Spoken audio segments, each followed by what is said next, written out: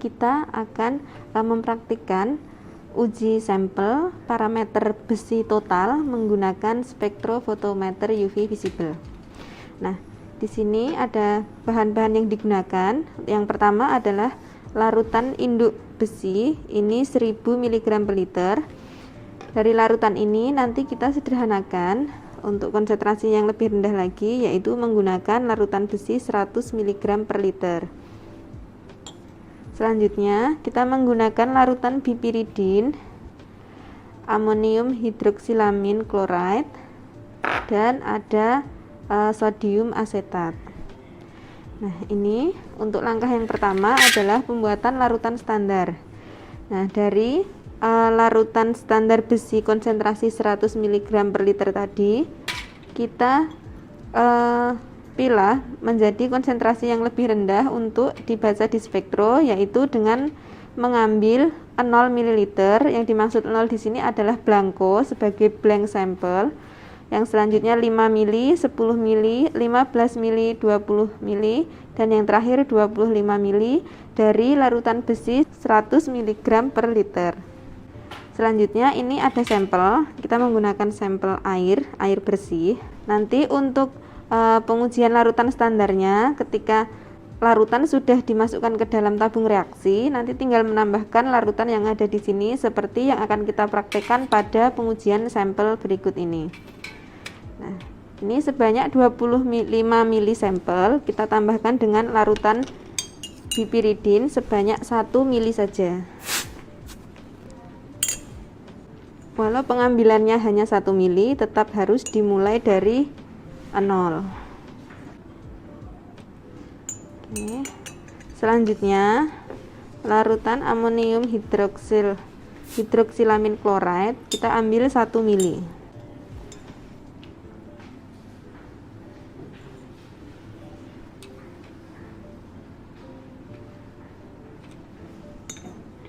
Nah, setelah penambahan ini kita gojok dan kita diamkan selama 30 menit.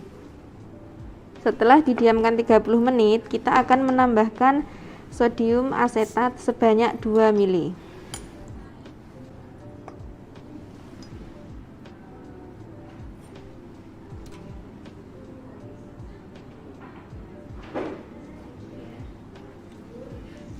Nah, nanti yang akan terbentuk adalah warna merah muda seperti ini. Nah, selanjutnya kita gojok dan kita diamkan selama 30 menit. Setelah 30 menit, kita ukur menggunakan spektro pada panjang gelombang 520 nanometer. Untuk pengujian spektro sama seperti parameter spektroskopis yang lain, yaitu tinggal mengatur panjang gelombang dan mencatat hasilnya. Selanjutnya dibuat kurva kalibrasi antara konsentrasi versus absorbansi. Demikian untuk pengujian besi menggunakan spektrofotometer UV visible.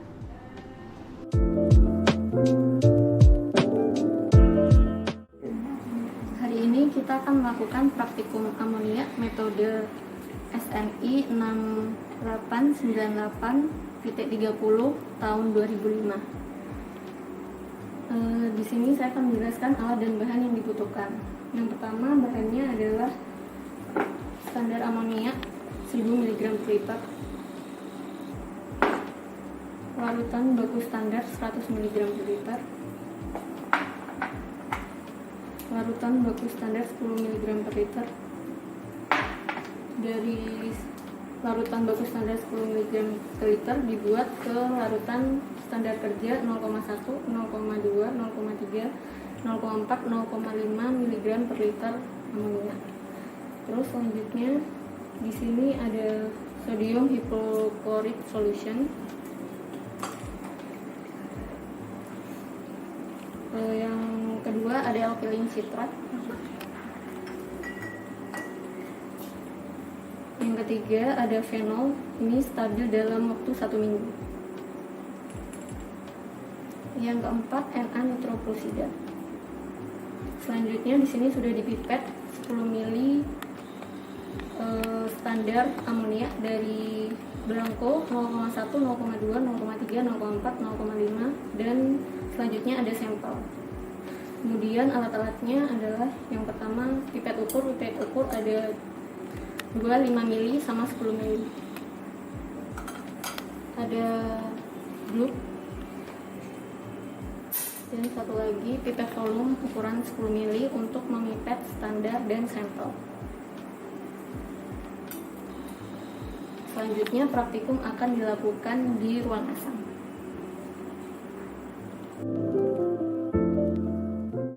Step selanjutnya adalah melakukan pengujian dari standar dan sampel di ruang asam. Kenapa harus ada di ruang asam? Karena amonia merupakan senyawa yang beracun. Dan bahan-bahannya juga ada yang toksik, salah satunya adalah fenol. Langkah selanjutnya adalah yang pertama, setelah memipet standar dan sampel, kita mereaksikan fenol, N-anitroprosida dan larutan campuran. Larutan campuran dibuat dari perbandingan 4:1, yaitu 4 untuk alkalin sitrat dan 1 untuk sodium hipoklorit solution. Kemudian kita akan mereaksikan yang pertama terlebih dahulu adalah fenol. Dipipet sebanyak 0,4 ml.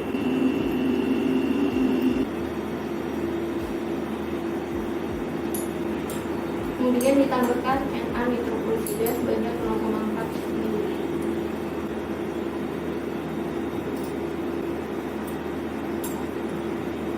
Selanjutnya dihomogenkan dengan ditutup dengan parafilm. Kemudian dihomogenkan sampai 3 kali.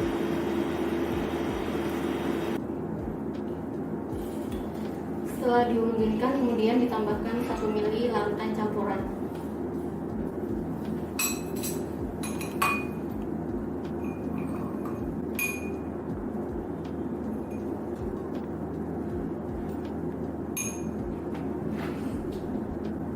Kemudian dilakukan penghomogenan kembali.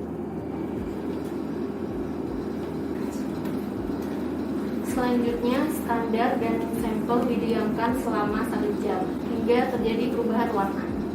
Setelah 1 jam, standar dan sampel berubah menjadi warna biru. Perubahan ini terjadi karena amonia bereaksi dengan fenol dan hipoklorit, kemudian dikatalis dengan N-anitroprosida sehingga berubah menjadi warna senyawa indofenol berwarna biru. Selanjutnya adalah pengujian dengan spektrofotometri.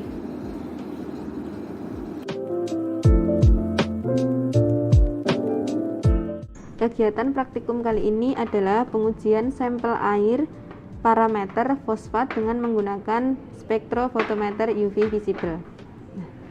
Bahan-bahan yang digunakan: standar fosfat konsentrasi 1000 mg per liter yang akan disederhanakan ke konsentrasi 100 mg per liter dan diukur pada spektro menggunakan standar 1 mg per liter, 2 mg per liter, 3 mg per liter, 4 mg per liter, dan konsentrasi tertinggi 5 mg per liter.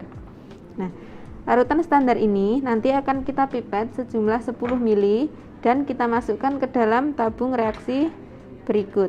Tabung reaksi sudah diberikan identitas konsentrasi dari larutan standar tersebut. Selanjutnya, untuk pengujian larutan standar sama dengan pengujian sampel yang akan kita praktikkan, yaitu dengan 50 ml sampel air. Nah, sebelumnya untuk bereaksi pada pengujian fosfat kita menggunakan yang namanya larutan campuran. Nah, larutan campuran tersebut terdiri dari asam sulfat konsentrasi 5N, kalium antimonil tartrat, amonium molibdat, dan asam askorbat. Selanjutnya kita akan membuat larutan campuran terlebih dahulu. Larutan campuran ini digunakan fresh, jadi maksimal 4 jam setelah kita membuat harus langsung digunakan, sehingga tidak bisa disimpan untuk pengujian yang selanjutnya. Kita pipet 10 mili larutan asam sulfat konsentrasi 5 normalitas.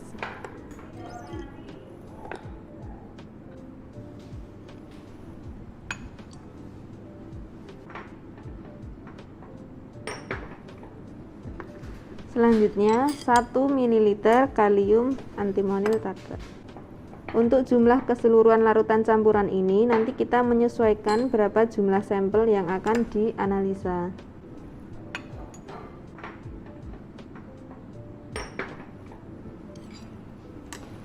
Ditambah 3 mili amonium molibdat. Untuk larutan-larutan ini setelah mengambil harus segera ditutup. Khususnya molibdat ini ketika dia bereaksi dengan udara akan membentuk warna biru. Kita tambahkan amonium molibdat sebanyak 3 mili. Dan terakhir kita tambahkan asam askorbat sebanyak 6 ml.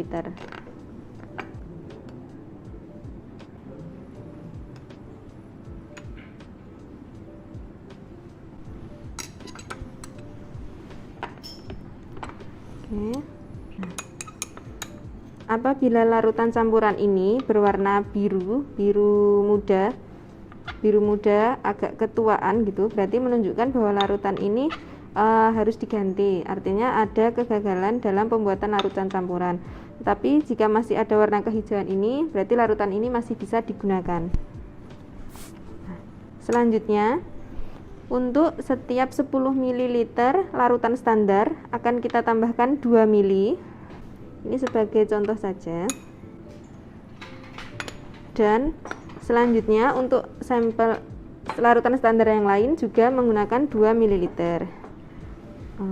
Selanjutnya untuk sampel 50 ml kita menggunakan 8 mili larutan campuran. Untuk volumenya nanti bisa dicek di SNI.